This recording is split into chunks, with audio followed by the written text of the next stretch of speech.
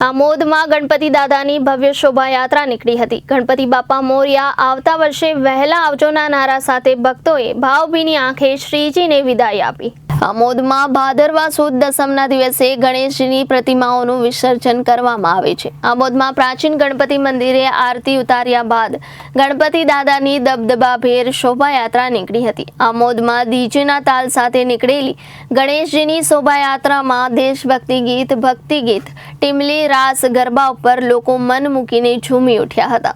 શોભાયાત્રા બાદ આમોદ નગરપાલિકા ખાતે આવી પાલિકા પ્રમુખ જલ્પાબેન પટેલ સહિત સદસ્યોએ ગણપતિ દાદાનું ફૂલહાર પહેરાવી સ્વાગત કર્યું હતું। તેમજ મુસ્લિમ સમાજના આગેવાન આસિફ ઇબ્રાહીમ દિવાન દ્વારા આમોદ નગરપાલિકા ખાતે ગણપતિજીનું ફૂલહાર પહેરાવી સ્વાગત કરતા હિન્દુ મુસ્લિમ એકતાનું ઉદાહરણ જોવા મળ્યું હતું।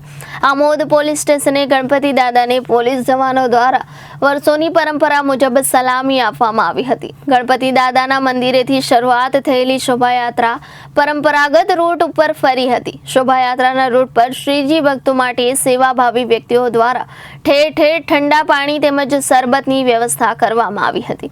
7 દિવસનું આતિથ્ય માણ્યા બાદ શ્રીજી ભક્તોને ભારે હૈયે ગણપતિ દાદાને આવતા વર્ષે વહેલા આવજોના કોલ સાથે મોડી રાત સુધી વિદાય આપી હતી। આમોદ પાલિકા દ્વારા મોટા તળાવ ખાતે તરાપા, તરવૈયા, લાઇટિંગ તેમજ મોટી ક્રેનની વ્યવસ્થા કરવામાં આવી હતી।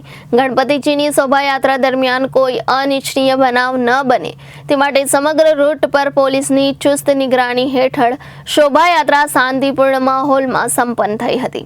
આમોદ રાયણ ફળિયા યુવક મંડળ દ્વારા ઘોડાગાડીમાં શ્રીજી મહારાજની શોભાયાત્રા કાઢવામાં આવી હતી। શોભાયાત્રા પૂર્ણ થયા બાદ ફળિયામાં જ ગણપતિ બાપાની પ્રતિમાનું વિસર્જન કરવામાં આવ્યું હતું। Bureau report, Janadesh news, Bharuch.